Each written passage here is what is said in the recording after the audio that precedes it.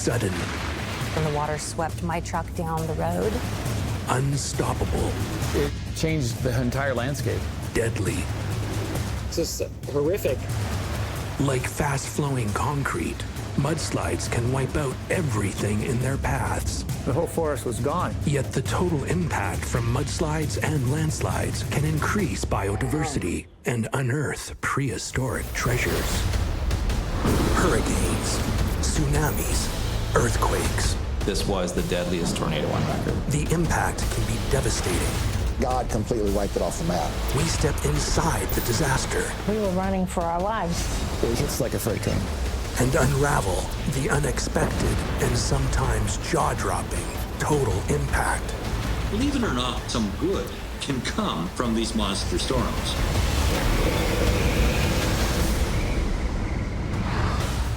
Between 2004 and 2016, more than 50,000 people were killed by landslides around the world. Surprisingly, this ferocious phenomenon often begins like this.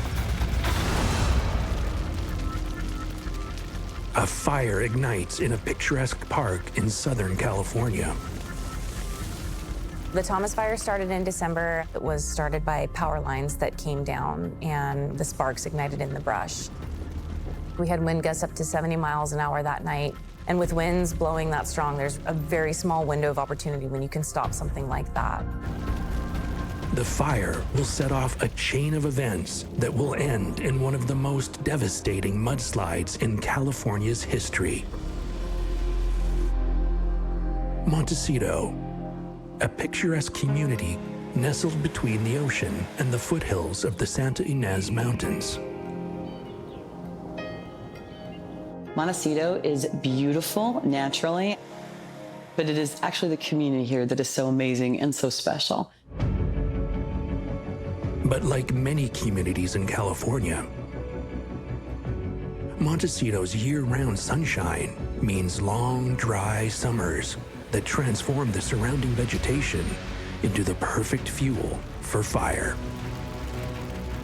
Everybody loves the weather, but that also makes for a hazardous area too in terms of fire. We have these long, dry summers, brings on fires. The Thomas fires explode in size. More than 1,000 firefighters work to contain the threat. Residents receive mandatory evacuation orders, including Lalo and his partner Peter.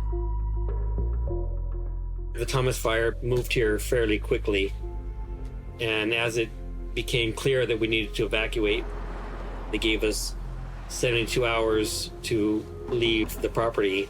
Search and rescue! So we loaded up all of our belongings that we thought were valuable, and we left.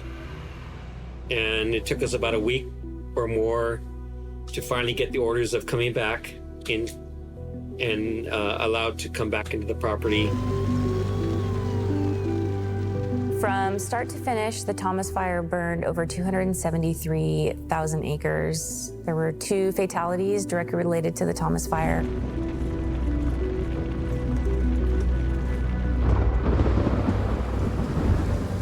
Many have only just returned to their homes when warnings are issued about incoming rain and the possibility of flooding and mudslides, also known as debris flows.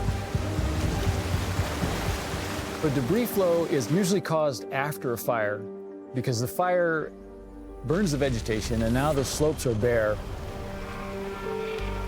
When it rains hard, then that water comes down those slopes which aren't protected, and now the water can mix in with all this sediment and create a cement-like slurry. And it can pick up rocks, it can float these boulders. 12 inches of water can float a 6-foot boulder. And so as that moves down, it's this grinding machine that just digs out the channels right down to the bedrock. But while residents are urged to evacuate again, many are suffering from warning fatigue. We were on the tail end of numerous back-to-back red flag warnings.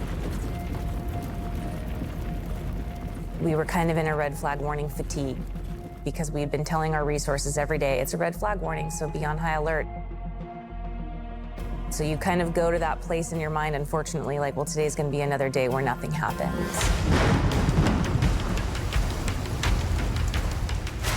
It came up to the point of the new worry of this rain coming, and we were told that we were in the voluntary evacuation zone, but we were so exhausted at that point. Peter just thought, you know what, we'll point the vehicles so that they're pointing outwards. If something does come to that nature, we'll just head out. That evening, Peter said, I'm aware that this could be a problem. I'm not going to sleep. I'm going to stay awake and monitor the creek. I was scheduled to work the next morning, so I went to bed, not thinking too much about it. We knew that we would probably see some localized flooding.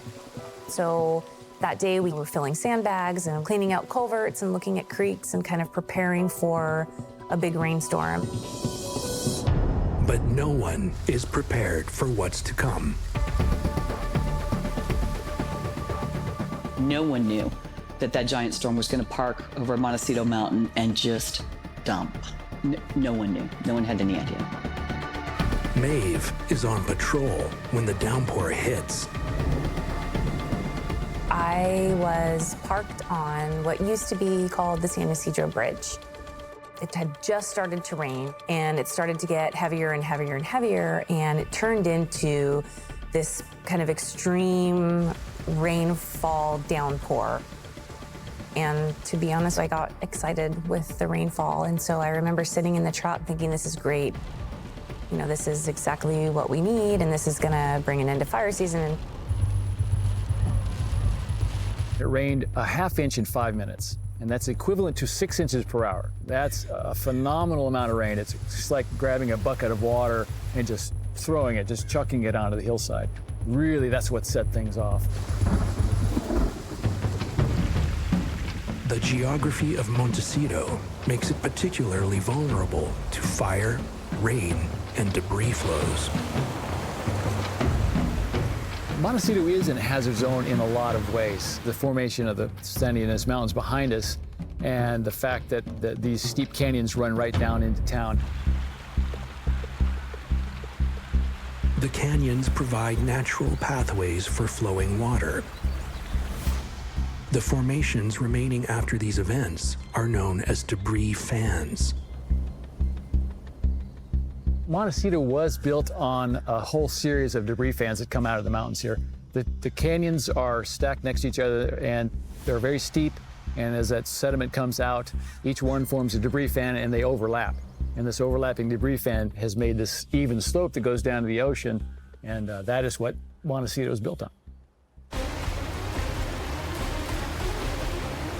If the impact is anything like the 1938 Los Angeles mudslides, it could be catastrophic.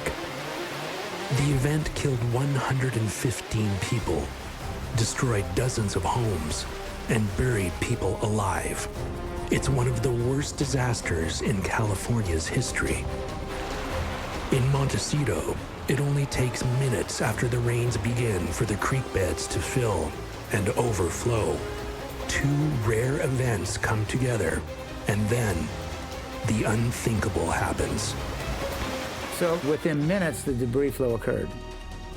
Literally within minutes of the rainstorm. So it was a rainstorm that occurs probably every 100 or every 200 years. That came after a fire that occurs every 20 to 40 years. As the deluge of rain hits the hillside, Maeve decides to patrol the area. So I drove off the bridge, and I took probably about 60 to 65 seconds before the sky just turned orange.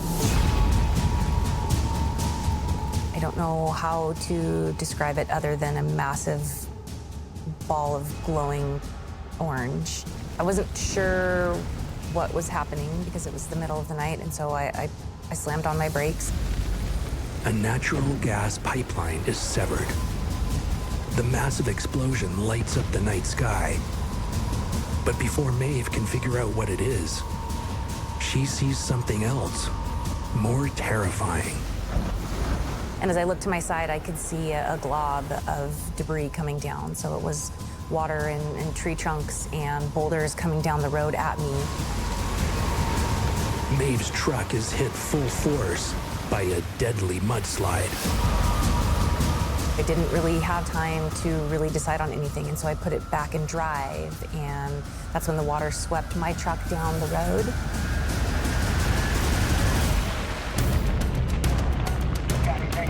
Following the devastating Thomas fires, a 1-in-100-year rainstorm hits Montecito. Within minutes, the hillsides and everything on them are swept away in mudslides. Residents in the city below aren't aware that it's too late to evacuate. A debris flow can be very destructive as it moves down through these steep canyons. It moves fast, it's sudden, it's got a front that's about 30 feet high. There's no warning about it except that it's been raining. And it's filled with boulders and large full-size trees. It tangles up on bridges and it finds new paths. And these large boulders, when they crash into houses, it instantly obliterates them. It really hits like a freight train. Lalo is sleeping while his partner Peter keeps watch out the window. Suddenly, Lalo is wrenched awake. My phone was giving the alert sound. I was so confused and disoriented. I felt like there was independent boulders shifting underneath the house. And as I started to realize the potential of what was happening, I looked over towards the creek and I could see huge 200-foot trees snapping down like twigs.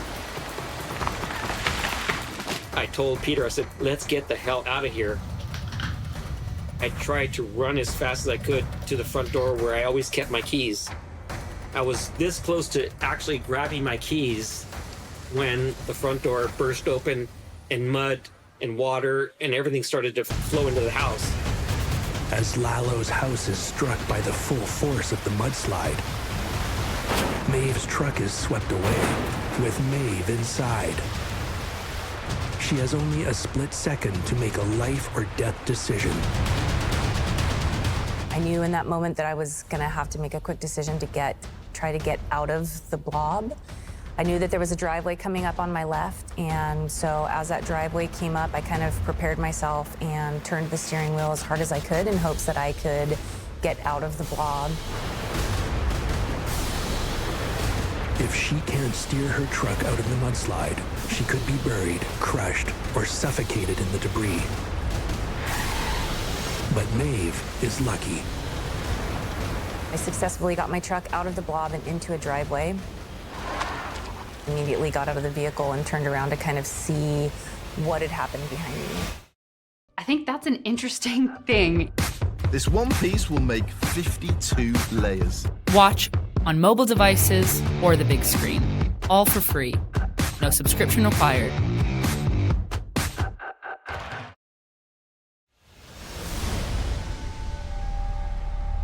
And it no longer looked like what it had just a few minutes prior. There were power lines down, there were boulders, there were vehicles stuck everywhere. There was just stuff everywhere. Mountainous areas around the world are vulnerable to mudslides and landslides. When drought and fire are added to the mix, the risks are even greater. When a wildland fire comes through, like the Thomas fire, it just completely scorches the vegetation in the hillsides. It kills the seed beds, it kills the plants.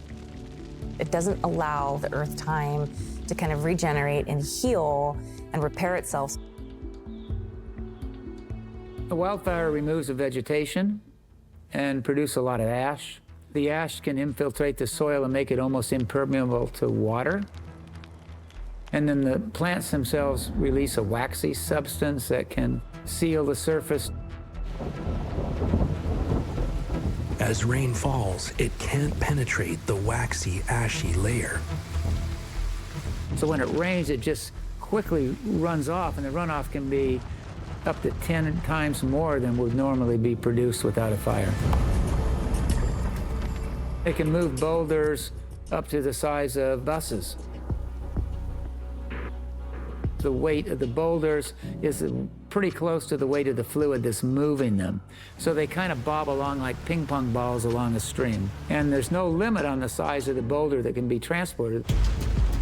Within minutes, multiple mudslides are barreling through Montecito, destroying everything in their paths. It almost was like a scene from a horror movie. People were covered from head to toe in mud, and people were confused and they were cold. People were crying, people were yelling, and I realized that not as many people evacuated as we thought had. Downhill from Maeve, for those who haven't already evacuated, it's too late to flee. I ran back to where Peter was. He was in the bathroom. He told me immediately, jump onto the vanity. And I started to shake, and I was like, Peter, Peter, Peter. And he tried to calm me down and just said, if we need to, we'll get higher. If we need to get to the roof, we'll do that. And it was moments after that, I saw our two vehicles float past the window, and I knew something bad's gonna happen.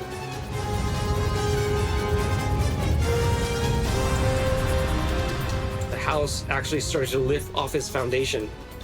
It did like a little waft, a second waft, and the third waft, the house just lifted off its foundation and launched us out into the flow of mud and water.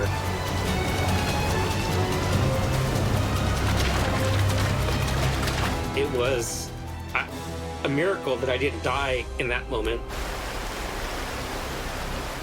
The people who didn't evacuate didn't know it was coming, and when it was coming, it was probably too late. People reported the boulder front is coming down and lines of trees falling down like a mass of elephants behind, pushing down the trees through a forest. And it makes a big noise. Debris flows move, they sound like, probably sound like a freight train going by. You can hear it coming, you can see it coming. As the mud flow hits their home, Lalo and Peter are swept away into a torrent of mud, trees, and boulders. I went into survival mode. Instead of trying to resist, I went with the flow. And Peter yelled at me at that point and said, Lalo, grab onto some wood and you don't let go. I looked over my left shoulder. I saw Peter for the last time. As Lalo desperately searches for something to grab onto, Maeve jumps from survivor to rescuer. I had asked my two firemen to start knocking on doors. They found a couple whose house was closest to the gas explosion. Their house had caught on fire. They jumped out of the window to escape. And when the wife jumped out, she broke both of her feet. It was still pouring rain, it was dark, there was still a ton of confusion.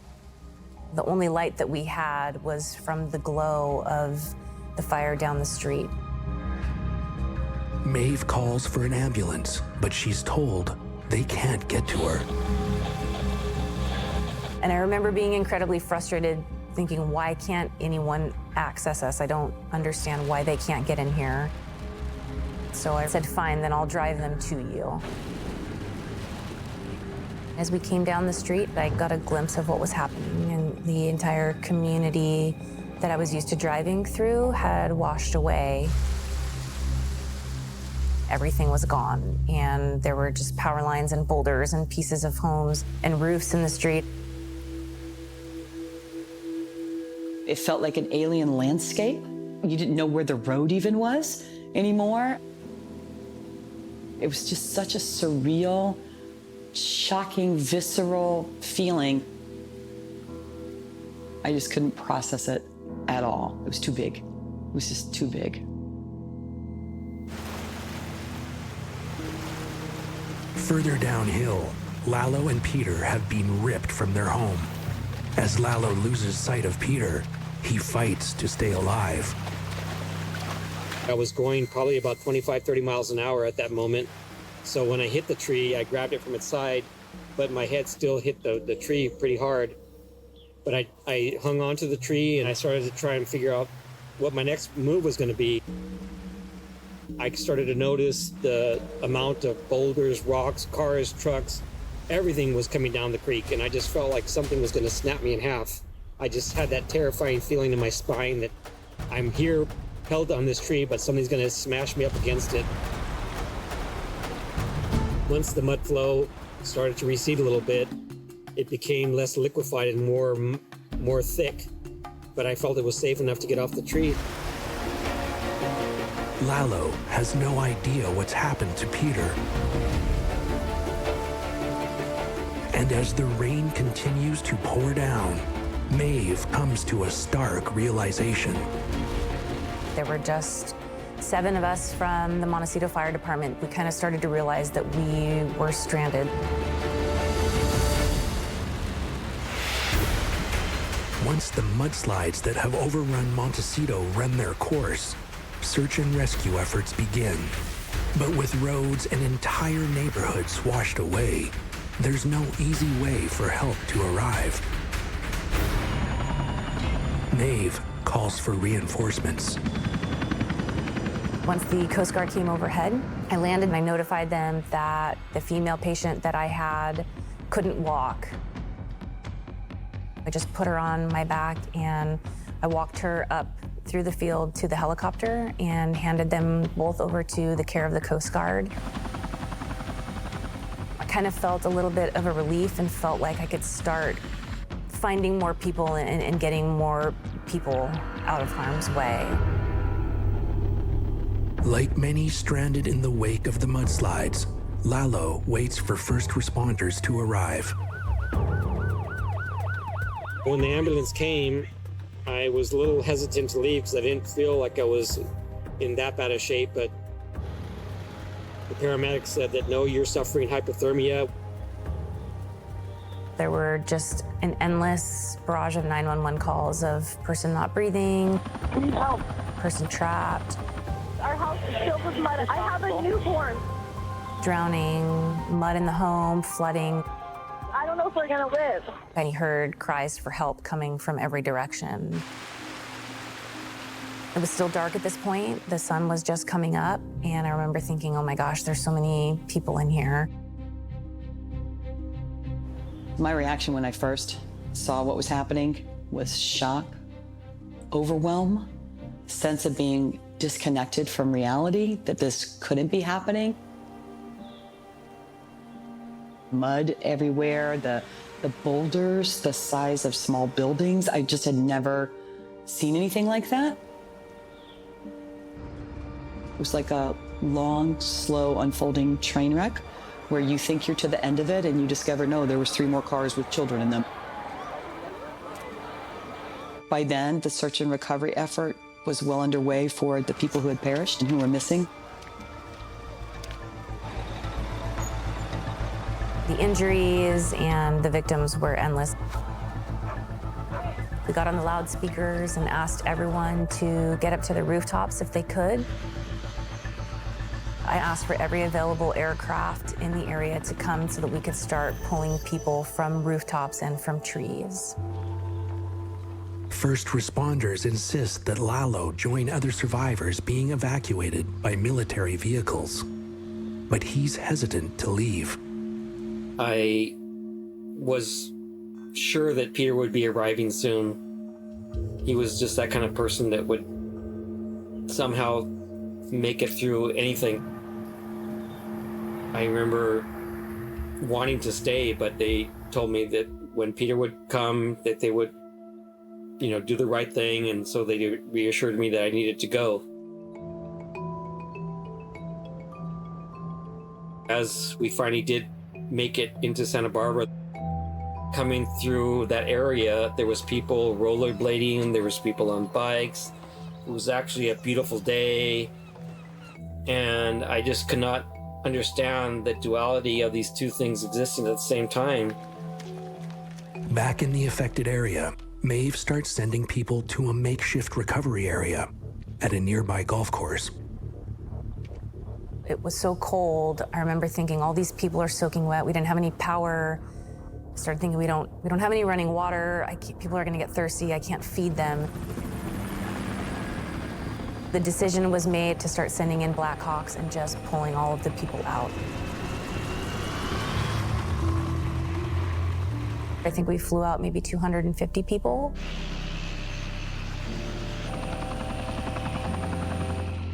As Lalo recovers, friends and family search for Peter.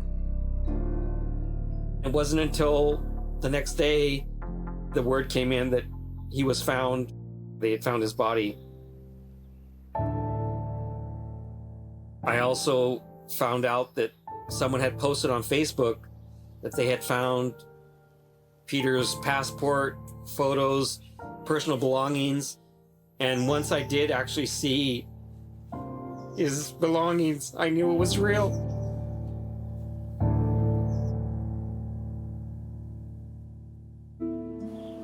In the wake of the destruction, the impact is devastating. While Lalo will never forget that fateful night, it's the loving memory of Peter that is forever imprinted on him. Peter was someone that was willing to live his life without any regrets. Peter was a character that I think early on in his own life, he realized that there is no do-overs in this life. He was someone I never would have thought of falling in love with, but he captured my heart, and I will miss him for the rest of my life. In the aftermath, the community comes together to rebuild.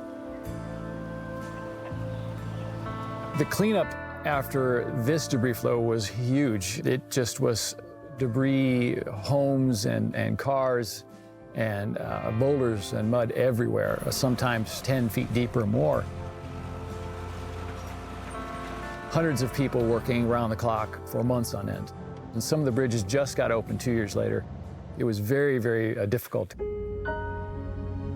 It was terrible and tragic, but it also had a lot of beauty to it in terms of how the community pulled together. If there is any bit of silver lining coming out of a disaster, that to me is really loving each other through this disaster. We kind of found out the best of us.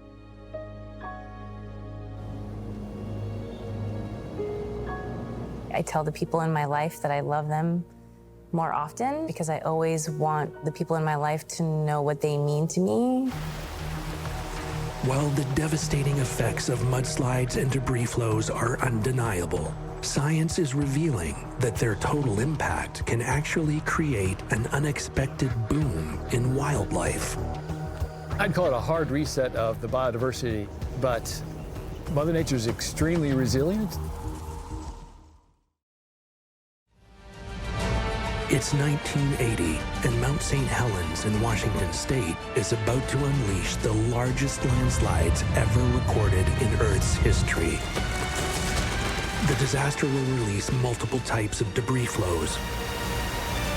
The effects will be both devastating and surprising. It begins with an earthquake rumbling beneath Mount St. Helens, a volcano that's been dormant for over a century. From March to mid-May, a staggering 10,000 earthquakes are recorded in the area. The quakes build pressure beneath the volcano, causing the north side to bulge outward. One of our students was working up there on the observation site about 9 miles away from the volcano, and they were monitoring the bulge. The whole side just slowly swelled day by day. Then, a 5.1 magnitude earthquake strikes. Moments later, the north face begins to crumble. As the mountain moved up and down and was pulsing with the pressures below, it fractured all the rock. And eventually, the mountain couldn't hold itself up anymore on that north side and simply slid down. Rock, debris, and ice tumble down the mountain, triggering a landslide. The whole mountain slipped, and then it fluidized into a debris flow that went down the Toutle River a long ways. Reaching speeds of 249 kilometers an hour, the landslide rockets 21 kilometers down the river, filling the valley with up to 180 meters of debris. It's the largest landslide in history, covering 62 square kilometers. But the disaster isn't over. With a new opening on the north face, the volcano explodes in a lateral blast, ripping down the mountainside. You can imagine if an explosion goes sideways rather than up, it's going to knock down trees and destroy things.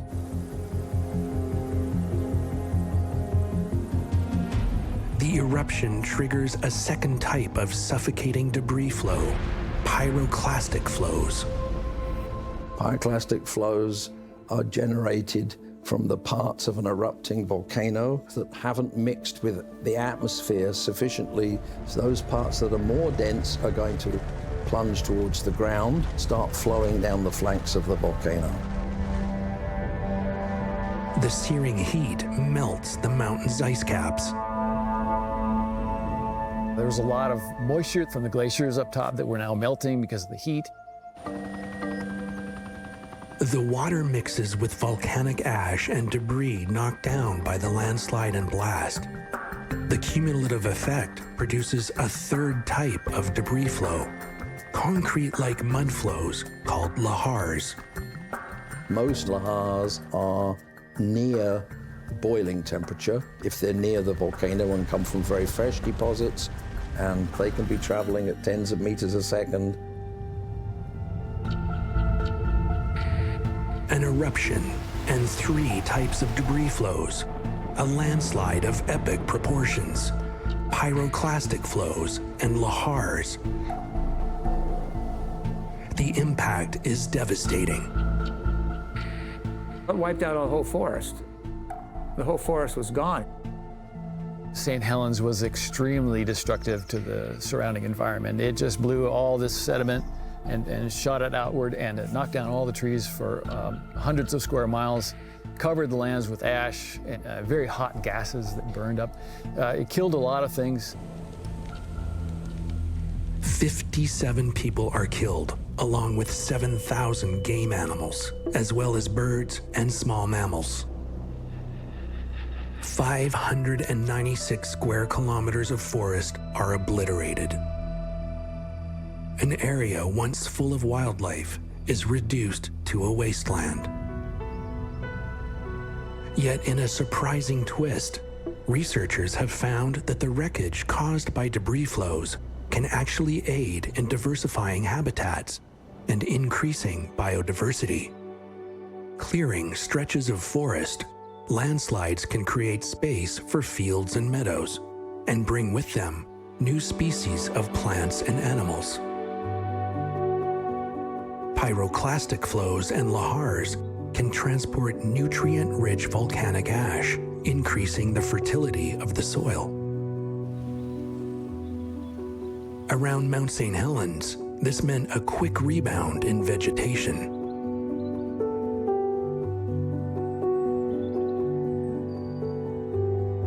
Fortunately, it happened in the springtime when there was a layer of snow on the ground. The plants and animals that live underneath the snow actually made it okay. They were protected by this layer of snow. We saw sprouting coming up within weeks. The forest came back remarkably quick, actually, just a few years. Underwater, debris from landslides can also increase aquatic biodiversity by creating new habitats for both predators and prey. It was a major reset. changed the entire landscape. Of course, Mount St. Helens looks completely different now. Those changes will be around a long time. Despite the complete change in landscape, the forest is on its way to being lusher and healthier than prior to the 1980 landslide and eruption. I'd call it a hard reset of the biodiversity after Mount St. Helens, but Mother Nature's extremely resilient, and it's amazing the regrowth that came afterwards. While landslides can both destroy and support new life, in some instances, their total impact brings with them a gold rush of treasure seekers and can uncover the prehistoric past. Landslides are constantly bringing new fossils onto the beach, but it's a double-edged sword because at the same time, the landslides also threaten people and property. Around the globe, mudslides and landslides are feared for their destruction and death. On the southwest coast of England, the geology of the picturesque village of Lyme Regis makes it prone to landslides. Yet they've had a surprising upside that brings tourists here from around the world. Landslides in Britain are not common at all, in fact. There are only 1 or 2 hotspots, and the coast around Lyme Regis is really one of them. The reason why the coast around Lyme Regis is so prone to landslides is that the lower part of the cliffs are made of Jurassic rocks, about 200 million years old, and those rocks are impermeable. And then capping the cliffs is a much younger sandstone from the Cretaceous age. That's permeable, which means that the rainwater can soak down to the clay surface, and that allows the cliff top to slide off into the landslide. The Bindon landslide of 1839 was one of the largest coastal landslides in Europe. Overnight, more than 6 hectares of land and 8 million tons of rock broke away from cliffs and crashed onto the beach and into the sea. It's not a regular process. It's an erratic process that happens sporadically according to the weather. So the more we have rain and storms, the greater the chance of landslides. And that makes it really hard to predict. Yet the very geological qualities that make the region prone to catastrophic landslides are also a record of the Earth's past and have given the area the name, the Jurassic Coast. So Lyme Regis sits on the Jurassic coast. For a 95-mile section of coast, there is nowhere else in the world where it's possible to walk through 185 million years of the Earth's history in a virtually unbroken sequence. With each landslide that threatens the nearby villages, the fossil remains of the marine life that perished millions of years ago are being uncovered, revealing secrets of prehistoric life. Lyme Regis is really famous for fossils because the landslides are constantly bringing new fossils onto the beach. They're beautifully preserved. You can see these ammonites preserved with calcite crystal. But we also have the giant marine reptiles, the ichthyosaurs and the plesiosaurs, and they died onto a seabed that was poisonous and stagnant. So we find these beautifully articulated specimens like the ones in the museum. For Mary Anning, obviously one of the most famous fossil collectors of all time, she found her first ichthyosaur in Lyme Regis in 1811 at the age of 11 with her brother Joseph. She didn't find the first ichthyosaur ever found. Before that, people were known as currymen, and the fossils they sold were curiosities.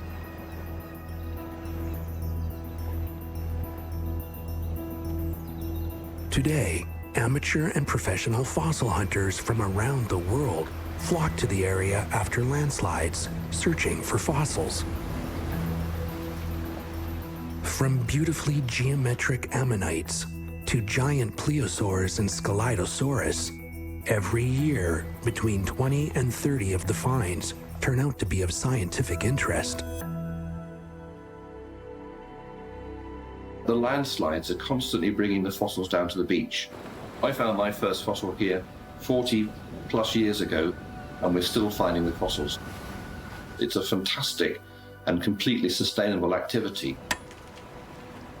We also need collectors to be out there collecting, because if they weren't, the new and important finds which are still being made, they'd just be smashed and lost by the sea.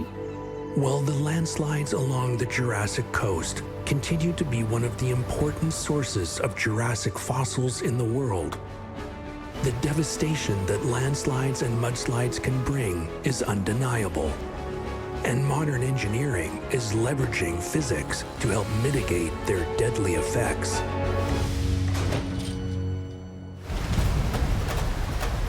The raw power of landslides and mudslides can snap massive trees, toss boulders like pebbles, and level entire neighborhoods.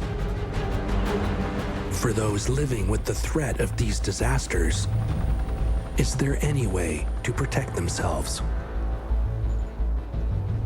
So the trick then is to figure out, how are you going to defend yourself? And how are you going to make yourself and your entire community a safer place for you to live? Scientists are inventing new ways of protecting communities prone to landslides. Tim is a geologist and has worked around the world to help mitigate the deadly effects of debris flows of all sorts, from mudslides to avalanches. Often an event happens, such as a debris flow or rock slide. People say, okay, what can we do to prevent this from happening again? That's when experts come in, geologists, engineers, and they work with companies to figure out what system to provide. Debris flow barrier systems, sometimes called ring nets, are designed to catch debris before it's too late.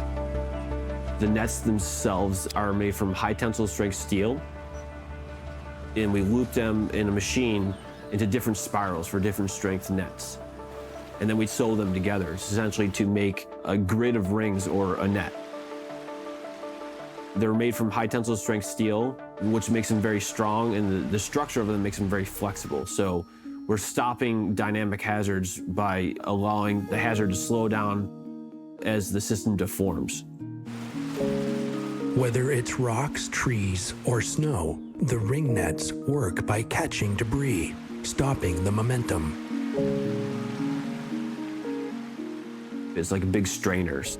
Debris flow is coming down the channel and impacts the barrier. The barrier deforms and slows the material down, and then eventually stops it.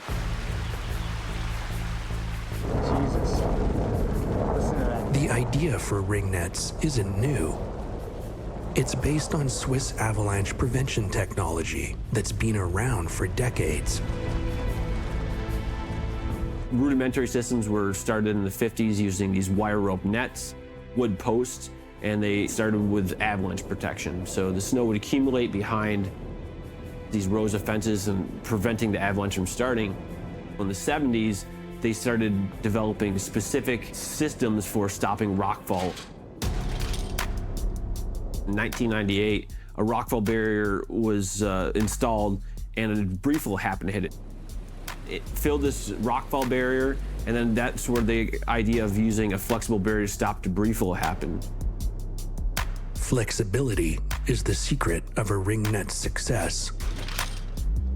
Wherever a system's flexible, it can be lighter weight because it's taking deformation and it's absorbing the load through the flexibility rather than just brute force. Flexibility in geohazard protection systems is important because we're using relatively lightweight materials, yet strong, and we're taking these dynamic, fast-moving hazards and we're slowing them down over distance. Following the deadly mudslides in Montecito, California in 2018, ring nets have been installed to help prevent future tragedies. The debris flow nets at Montecito are going to provide, protection from additional mudslides, and it's going to reduce the potential hazard in the future. By no means does it eliminate potential hazard. Those kinds of infrastructure projects won't save you from everything, but what they do is they do build in a certain sense of security here, and they help you understand that you're going to be able to navigate these things much better in the future. You have to think about the fact that we're living in a climate-hostile world now. With climate change and development, the rate of landslides occurring worldwide is projected to increase. Climate change is changing everything in terms of the severity of fire, and rainstorms are definitely getting more intense. So the possibility of loading this wildfire and rainstorm is more likely, which will lead to more severe landslides. We're not in control, and the environment is going to do what it's going to do. The only thing we can do is be prepared for the next event. Mudslides, landslides, debris flows. They can destroy everything in their paths and turn deadly in the blink of an eye. Yet their total impact can also increase biodiversity and reveal prehistoric treasures. As the danger looms for those living in their paths and in a world with increasingly unpredictable weather, technology could help mitigate the devastation of the deadly debris flow.